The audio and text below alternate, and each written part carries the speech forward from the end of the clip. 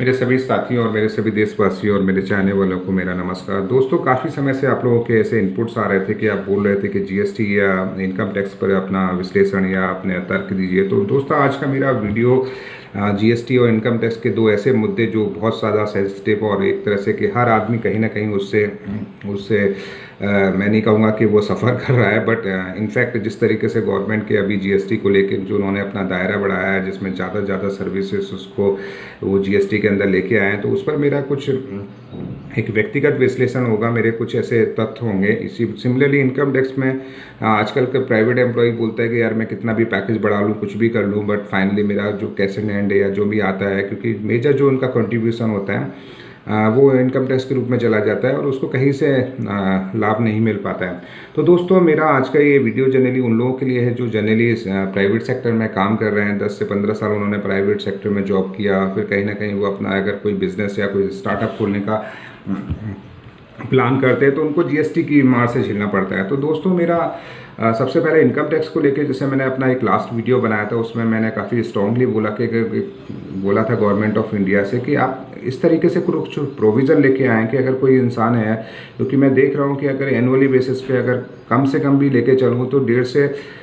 2 लाख के बीच में एक नॉर्मल इंसान भी होगा वो इनकम टैक्स के रूप में वो गवर्नमेंट को देता है। और ये जो सारा, क्योंकि आज की डेट में जनरली लोग हैं जो प्राइवेट सेक्टर्स में इन्वॉल्व हैं, बिकॉज गवर्नमेंट में इवन मैं गवर्नमेंट को काफ़ी अप्रिशिएट करता हूँ, बिकॉज लास्ट टाइम इस तरीके से या जो भी हमारी गवर्नमेंट रही उन्होंने कुछ ऐसे इनिशिएटिव लिए जिससे हम एक लार्ज स्केल में प्राइवेट एम्प्लॉयज़ को या प्राइवेट सेक्टर में जॉब अपॉर्चुनिटी क्रिएट कर पाए। तो दोस्तों, हमने वहाँ पे अपॉर्चुनिटीज़ तो क्रिएट करी है, आजकल बहुत सारी ऐसी कंपनीज़ हैं, बट वहाँ पर जो एम्प्लॉयज़ काम कर रहे हैं उन लोगों के लिए हम सही तरीके से कुछ ऐसा लेके नहीं आ पाए, क्योंकि प्राइवेट में हमेशा से ये एक नॉर्मल सी थीम है कि बेसिकली कि प्राइवेट में जॉब का सिक्योरिटी नहीं होता है, जॉब का सेफ्टी नहीं होता है, और लॉन्ग टर्म में उसको मतलब एक तरह के सिक्योर नहीं बोल सकते हैं कि नहीं वो रहेगा। तो गवर्नमेंट से मेरा यही रहेगा कि जो लोग इनकम टैक्स दे रहे हैं कंटिन्यूसली, वो एक अच्छा खासा अमाउंट गवर्नमेंट को दे रहे हैं 10 साल या 15 साल में। अगर due to any crisis, because बहुत सारा ऐसा स्लो डाउन बीच बीच में आता है, जैसे अभी भी सुन रहे हैं कि यूएस में स्लो डाउन आया है, वहाँ पे जॉब अपॉर्चुनिटीज़ कम हुई, बिकॉज कंपनीज में क्या होता है, हायरिंग फायरिंग का प्रोसेस एक नॉर्मल प्रोसेस होता है जो हमेशा चलता रहता है। वो रिफाइन करते रहते हैं अपने टेक्नोलॉजी के हिसाब से, अपने स्किल्स के हिसाब से, जो भी मैन पावर उनको लगता है इफेक्टिव उनको कंटिन्यू करते हैं, कुछ को हटाते रहते हैं, नए स्किल्स ऐड ऑन करते रहते हैं। और एक नॉर्मल सा जो मैं मोस्टली अपने वीडियोस में बोला है कि एक लेवल के बाद प्राइवेट सेक्टर में हो स्पेशली उसमें जॉब अपॉर्चुनिटीज़ कम हो जाती है at the age of 40-45 plus generally, because private sectors में जनरली उनको यूथ का या एनर्जेटिक लोगों की ज़्यादा ज़रूरत होती है। तो गवर्नमेंट से मेरा यही है कि अगर किसी इंसान ने 30 साल सपोज 20 साल काम किया है और उसने एक अच्छा खासा इनकम टैक्स दिया है, और अभी 40-45 साल के बाद या 50 साल के बाद ड्यू टू एनी रीज़न उसका अगर उसकी परफॉर्मेंस इशू या कुछ भी फैमिली इशू या कुछ भी होता है, उसका अगर प्राइवेट सेक्टर में जॉब जाता है तो उसको कहीं से भी उसको जो बेसिक या उसकी फैमिली के लिए जो बेसिक फंड की जो होना चाहिए उसको लेके कहीं कंट्रीब्यूशन नहीं होता। तो गवर्नमेंट को इन चीज़ों पर सोचना चाहिए, बिकॉज रियली इस पर लोग काफ़ी त्रस्त हैं और इस तरीके की सिचुएशन एक लार्ज पब्लिक को फेस करना पड़ रहा है, जहाँ पर वो गवर्नमेंट को बोलता है कि मैंने इतना इतना पैसा दिया है, मैंने 20 लाख या 10 लाख के लगभग गवर्नमेंट को इनकम टैक्स के रूप में जमा किया, और आज मैं मेरी ऐसी क्राइसिस है, मुझे कोई सपोर्ट नहीं मिल रहा है। तो गवर्नमेंट को इन चीज़ों पर सोचना चाहिए। सिर्फ वन वे चीज़ नहीं होती कि आप सिर्फ किसी से लेते रहें और उसको कहीं से कुछ ना दिया जाए। तो ये जो मेरा वीडियो है जनरली ये सभी जो टैक्स पेयर्स हैं जो हमेशा ये वरी रहते हैं कि ठीक है जब तक वो यंग हैं, जब तक वो अपना काम कर रहे हैं, जब तक तो दे रहे हैं, बट उसके बाद क्या होगा। दूसरा मेरा सेम चीज़ को लेके जीएसटी को लेके है। सपोज अगर कोई 45 साल का इंसान अगर वो अपना बिजनेस या उसका जाता है कुछ भी और अपना कुछ भी स्टार्टअप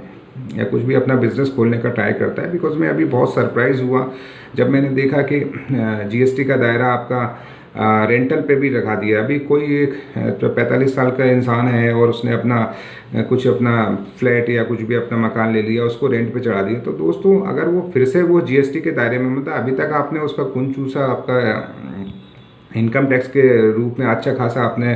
स्लैब चाहिए। और अब जब वो अपना कुछ करने के जा रहा है तो वहाँ पर भी उसको जीएसटी की मार से झेलना पड़ रहा है। और जीएसटी का जो दायरा है, मैं कभी कभी सुनता हूँ कि कभी कभी जैसे कोचिंग इंस्टीट्यूट हैं या जिस तरीके से स्पोर्ट्स एकेडमी है, स्पोर्ट्स के आइटम है, उन पर जीएसटी लग रहा है। तो वो तो एकदम सरासर गलत है, बिकॉज गवर्नमेंट जिस तरीके से बोल रहा है कि हम लोग ओलंपिया या और भी बड़े बड़े जो नेशनल या वर्ल्ड लेवल पे स्पोर्ट्स होते हैं वहाँ पे उतना अच्छा परफॉर्मेंस नहीं दे पा रहे। तो हमें इन चीज़ों को स्पेशली उन दायरे से बाहर रखना चाहिए जहाँ पर चाहे वो कोई भी कोचिंग इंस्टीट्यूट हो, चाहे मेडिकल हो, हॉस्पिटलिटी हो, एटलीस्ट जो बिलो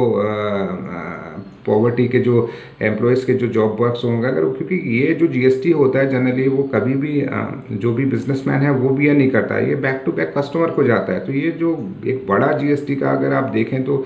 लाखों और करोड़ों का, मतलब मंथली अगर देखा जाए तो करोड़ों का जो जीएसटी का फ़ायदा गवर्नमेंट को मिल रहा है और गवर्नमेंट उस फ़ायदे को मतलब स्प्रेड करता जा रहा है। तो उन चीज़ों को ये सोचना चाहिए कि वो जो लोग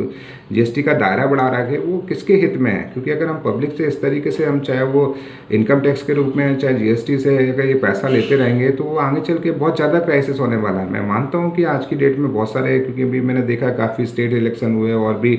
वहाँ पर बहुत सारे ऐसे मुद्दे थे। मैं मानता हूँ कि उन मुद्दों की भी ज़रूरत है, बट कहीं ना कहीं हमें एम्प्लॉयमेंट या बिजनेस या न्यू स्टार्टअप के लिए इन मुद्दों की भी ज़रूरत है। क्योंकि अगर हम धरातल में या हम एक्चुअली इस पर काम नहीं करेंगे तो डे बाई डे बहुत ज़्यादा इस पर एग्रेशंस आ रहा है पब्लिक जीएसटी को लेके। क्योंकि आज की डेट में अगर कोई भी कंपनी या कोई भी नया स्टार्टअप कुछ करना जाता है तो उसको एक अच्छा खासा स्लैब, चाहे वो आरओसी का फाइलिंग हो, चाहे इनकम टैक्स का। आप सोचो इनकम टैक्स किसी भी कंपनीज का 30% उसके प्रॉफिट पे इनकम टैक्स लगा, मतलब जो उसको मिला उसमें 30% तो आपने वो ले लिया है, और जो भी उसकी सारी इन्वॉइसिंग है वो 18% जीएसटी पे। तो वो बिजनेस में बना कर क्या पाएगा वो। और अगर कोई बिजनेसमैन अपने बिजनेस को ही सफल नहीं कर पाएगा या अपना प्रॉफिट या अर्निंग, तो वो किस तरीके से उसमें इन्वेस्टमेंट करेगा, किस तरीके से उसको बिजनेस को ग्रो करेगा। तो गवर्नमेंट का ये है कि नहीं, आप बिजनेस में आओ और मुझे दे जाओ।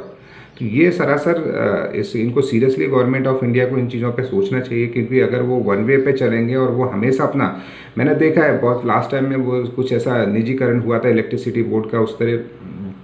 वो चाहते थे कि जहाँ पे उनका एक 50% या बहुत ज़्यादा उनका कमर्शियल लॉसेस है, उन लॉसेस पर कोई प्राइवेट कंपनीज आ जाए और उनको प्रॉफिट देती रहे। मतलब आप सोच रहे हैं कि आपने जो भी इनपुट एनर्जी है उस पर आपने एक स्लैब फिक्स कर लिया कि मुझे 5 रुपये पर यूनिट के हिसाब से मुझे वो कंपनी देती रहे और बाकी वो अपना ऑपरेशन कैसे भी संभाले। तो हमेशा जो मैंने देखा है गवर्नमेंट के चाहे टेंडर्स हों, गवर्नमेंट की चाहे पॉलिसीज़ हों, वो गवर्नमेंट के फेवर में बहुत ज़्यादा रहती हैं। तो दोस्तों ये समय आ गया है कि इन चीज़ों पे डिटेल में विश्लेषण करना चाहिए। क्योंकि अभी वो पब्लिक नहीं रही है, अभी पब्लिक काफ़ी जागरूक हो गई है। चाहे यूट्यूब या डिजिटल मीडिया के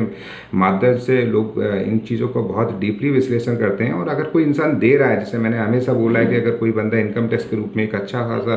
कंट्रीब्यूशन दे रहा है तो उस गवर्नमेंट का भी फर्ज बनता है कि अगर कुछ उसके साथ होता है, कुछ भी होता है, तो उसको रिटर्न किया जाए। सिमिलरली अगर प्राइवेट कंपनीज में कोई स्टार्टअप या कोई न्यू एंटरप्रेन्योर आता है और वो अगर जॉब अपॉर्चुनिटी क्रिएट कर रहा है तो गवर्नमेंट को बजाय उससे कि जीएसटी के रूप में उसकी प्रॉफिटेबिलिटी के हिसाब से एक अच्छा खासा फंड, क्योंकि अगर उसको हम सपोर्ट नहीं करेंगे तो वो कहीं से सर्वाइव नहीं कर पाएगा। तो उसको लेने की बजाय, क्योंकि वो एक तरह से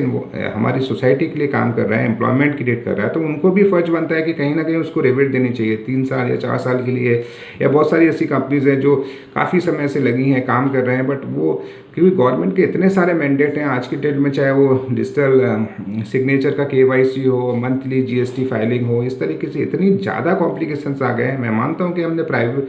बहुत सारे ऐसे पेपर्स वर्क को जो यूजलेस था उसको हटाया है, बट फिर भी इस तरीके के कंप्लेंसेज, इस तरीके के नॉर्म्स डे बाई डे मैं देखता हूँ कि हर, चाहे कोई डिपार्टमेंट, चाहे इनकम टैक्स का हो, चाहे कंपनी फाइलिंग का हो, चाहे आपका PF का हो, चाहे ESI का हो, चाहे सॉप सर्टिफिकेट, सम सर्टिफिकेट, जितने भी गवर्नमेंट के मंत्रालय हैं उनका सिर्फ एक ही काम हो गया कि नहीं, कंप्लायंसेस लाओ, अननेसरी कंपनीज को थोपो। क्योंकि अगर कंपनीज को इस तरीके से आप थोपते जाएंगे तो ये आपका कहीं पे एक जो कहते हैं ना, एक साइनिंग, इंडिया साइनिंग, और इस तरीके से जो स्टार्टअप को प्रमोट करना है वो कहीं पे भी नहीं आ पाएंगे। क्योंकि धरातल पे आपको काम करना चाहिए, उनको सपोर्ट करना पड़ेगा, तभी वो कर पाएंगे। तो दोस्तों मैंने ये कुछ रखे और मैं आशा करता हूँ कि गवर्नमेंट ऑफ इंडिया इन चीज़ों को, क्योंकि कहते हैं ना 1 से 2, 2 से 3 इस तरीके से सर्कुलेट होता है, और अगर ये सारे मुद्दे उनके पास जाएंगे तो वो सीरियसली इन चीज़ों पर विचार विमर्श करेंगे और कुछ ऐसी पॉलिसीज़ लेके आएंगे चाहे जिसमें ना कि एक व्यापारी वर्ग ना, बल्कि जो भी प्राइवेट सेक्टर के एम्प्लॉयज़ उसमें काम कर रहे हैं वो भी उसका फ़ायदा ले पाएंगे। तो दोस्तों मेरा चैनल यूट्यूब देखने के लिए धन्यवाद। जय हिंद, जय भारत, वंदे मातरम।